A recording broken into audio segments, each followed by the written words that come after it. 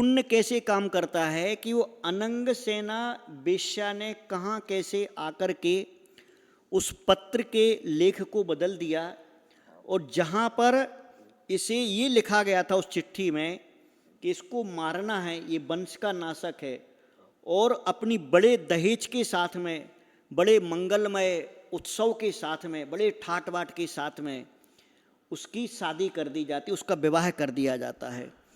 अब ये समाचार इसको श्री दत्त को मिलता है कि यार मेरे घर पे तो जिसको मैंने भेजा था मारने के लिए, मेरे बेटे ने, मेरी पत्नी ने उसके साथ में विवाह कर दिया है। इस समाचार सुन करके वो दौड़ करके शीघ्र, अति शीघ्र घर पहुंचता है, हाँफता थूपता हुआ, घबरा करके, मैं एक क्या करने गया था और क्या हो गया। अभी देखो 3 बार जान बची। एक जब जन्म लिया था चांडाल के यहाँ से, दूसरी बार जान कब बची, जो बधिक था हत्यारा, वो फिर वो वहाँ पे जान बची, फिर वो गोविंद ले गया था, अभी तीसरी बार यहाँ पर इसकी जान बची। फिर श्री दत्त ने जब आकर के देखा तो आकर के वो एक दूसरी योजना बनाता है। अब दूसरी योजना वो ये बनाता है कि वो धन कीर्ति को बोलता है। अब तो जमाई बन गया था, घर जमाई हो गया था। अब वो उस लड़के को बोलता है कि देखो भैया, हमारे यहाँ पर किसी का विवाह होता है, विवाह के बाद में एक हमारे यहाँ पर रूढ़ी चली आ रही है, एक हमारे घर की परंपरा है कि नगर के बाहर जो चंडी देवी का मंदिर है, वो चंडी देवी के मंदिर में तुम्हें जाना पड़ेगा रात में। जिसकी नई नई शादी होती है उसको चंडी देवी के मंदिर में रात में लाल कपड़े पहन करके जाना पड़ता है, और वहाँ पर उड़द के कौआ या मुर्गे वगैरह वहाँ पर दान करना पड़ता है, जिससे कोई आगे विघ्न ना आए और किसी प्रकार का कोई कष्ट ना हो। ये मेरे कुल की रीति है कि नए विवाह के पश्चात ये सबसे पहले करना पड़ता है, और ये तुमको वहाँ पे जाना पड़ेगा। अब इसके बिना जीवन में आगे नहीं बढ़ सकते।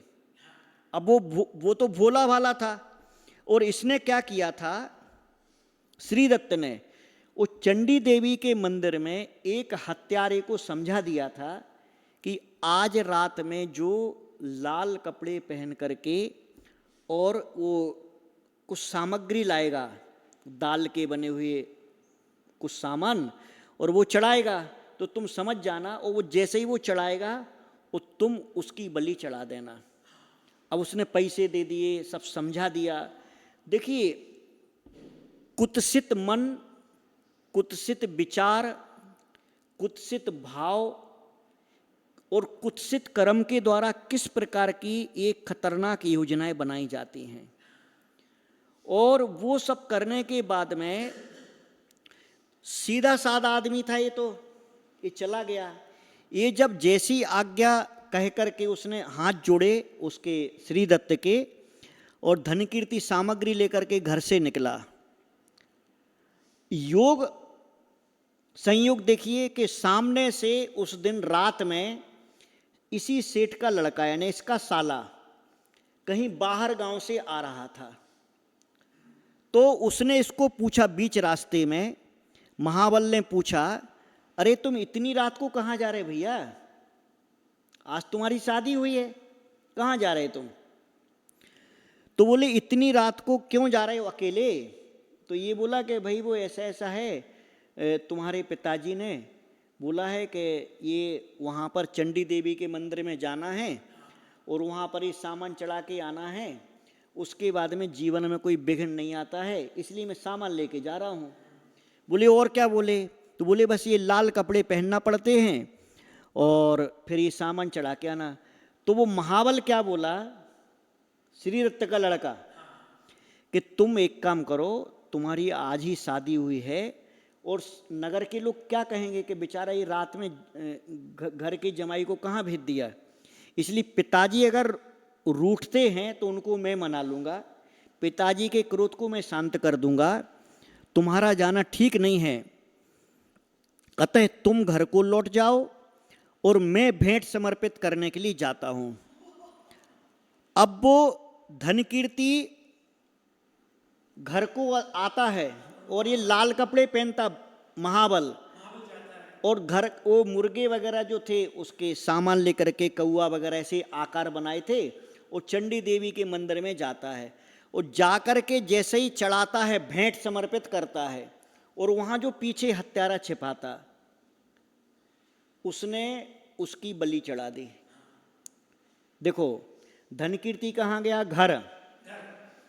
और इसका खुद का बेटा यमराज के घर गया, ये यहाँ पर फिर बच गया चौथी बार। अब एक घर पे आया और श्रीदत्त देख करके एकदम घबरा जाता उसको देख करके कि ये क्या हो गया। पूछता है उससे कि भाई क्या हुआ, तुम क्यों लौट आए? तो ये बोलता है, कौन? धनकीर्ति बोलता है कि महाबल मिला था, वो बोला कि हम सामान लेके जाते हैं और तुम घर जाओ।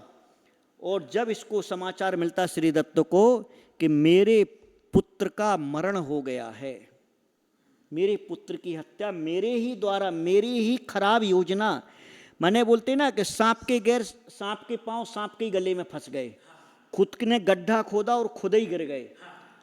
तो बुरा आदमी जो होता है, बुरे विचार वाला, बुरी योजना वाला और बुरे लक्ष्य वाला जो होता है, वो दूसरे का बुरा कर पाए नहीं कर पाए, जीवन में कहाँ तक कर पाएगा, परंतु उसका खुद का जो बुरा होता है उस बुरे का अपन कल्पना नहीं कर सकते। कभी कभी इतना ज़्यादा बुरा हो जाता है। उस श्रीदत्त के सेठ के साथ भी यही हुआ। अब पुत्र मरण से वो एकदम पगला सा गया था।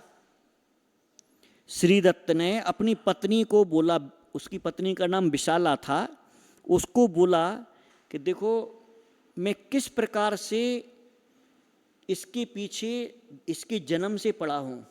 वो बताता है कि ये लड़का जो अपने घर में धनश्री थी, गुणपाल सेठ की पत्नी, ये उसका लड़का है, और मैं ऐसी ऐसी योजना बना चुका हूँ 4 बार, परंतु मैं इसको नहीं मार पाता हूँ, और अपने ही घर का लड़का भी मर गया, अपनी बेटी भी इसको विवाह दी, और 2 बार वैसा, और ये तो जैसा कहा था मुनि ने वैसे ही हो रहा, और अपने माने अपने ही घर को खा रहा है। तो ये सेठानी जो थी, कहीं कहीं पर क्या रहता है कि पति और पत्नी एक जैसे स्वभाव के होते हैं। पति भी सीधा साधा है, पत्नी भी सीधी सादी है। पति एकदम उल्टा है और पत्नी भी उसका साथ निभाने वाली उल्टी है। पति भी क्रोधी है और पत्नी भी उसको ऐसी क्रोधी मिल जाती। कहीं कहीं पर छल कपट से भरा हुआ पति है मान लो, और उसको पत्नी भी मान लो छल कपट वाली मिल गई, तो ये ऐसे कहीं कहीं पर योग संयोग मिल जाते हैं, और कहीं कहीं इसके विपरीत भी रहते हैं। कहीं कहीं पर इसके विपरीत के भाई पति का स्वभाव अलग है, पत्नी का अलग है, ऐसे भी रहते हैं। अब यहाँ पर क्या होता है, ये बेचारा माथा पकड़ के सेठ अपनी पत्नी को बोलता है, हे चतुरे, ये जो अभागा है मेरे वंश को नष्ट कर रहा है, मैं क्या करूं? इसके मारने का मैं जो जो उपाय करता हूं वो उपाय व्यर्थ आज तक हो गया। अभी पत्नी बड़ी चतुर थी, ये भी वैसी थी छली कपटी। ये क्या बोलती है, सेठ जी तुम अविचारी हो, तुमको विचार करना नहीं आता, तुमको कुछ समझता नहीं है। आपने जो जो उपाय किए वे सब व्यर्थ हो गए हैं। आप बिल्ली से डरे हुए मुर्गे के बच्चे के समान चुप बैठो। पत्नी क्या बोली, जैसे बिल्ली का बच्चा बिल्ली से डर करके मुर्गा छिपता है ना, एकदम घबरा जाता है, बोले तुम तो बैठो एक तरफ, अब इसका मैं उपाय करूंगी। बोले अब देखो अब कैसे बचता है। उसने क्या किया, सेठानी ने, दूसरे दिन सेठानी ने लड्डू बनाए। वे लड्डू दो प्रकार के बनाए। एक लड्डू बनाए बिल्कुल चंद्रमा के जैसे सफेद, बिल्कुल कमल के जैसे आकार वाले सुंदर लड्डू बनाए, और उसमें मिला दिया जहर। और दूसरे बनाए काले कलूटे, धान्य के सादे लड्डू, गुड़ वगैरह डाल करके ऐसा। और तो वो सादे वाले लड्डू थे, वो ऐसे रंग उनका अच्छा नहीं था, काले से थे। अब ये सेठानी क्या कहती है दूसरे दिन लड्डू बनाने के बाद में अपनी बेटी के लिए, खुद की बेटी को बोलती है कि देखो बेटी, मैं जा रही हूं नदी स्नान करने के लिए, और तुम एक काम करना कि अभी नाश्ता करने के लिए जब तुम्हारे पिताजी आए, वो तुम्हारा पति, दोनों को साथ में ही नाश्ता कराना आज। और ये जो सफ़ेद वाले लड्डू हैं ना, ये अच्छे ड्राई फ्रूट्स के हैं, इसमें केसर वगैरह डाली है, घी वगैरह ज़्यादा डाला है, ये देना तुम अपने पति के लिए। और अपन तो घर के लोग हैं, तो अपने घर के लोगों को तो कैसा भी चल जाएगा, तो अपने घर के लोगों के लिए, अपने पिताजी के लिए ये जो काले लड्डू हैं, ये काले जो धान्य के लड्डू हैं, उड़द वगैरह के, गुड़ के, ये तो अपने पिताजी को देना। अब वो बोल करके सेठानी चली गई। अब जब नाश्ता करने के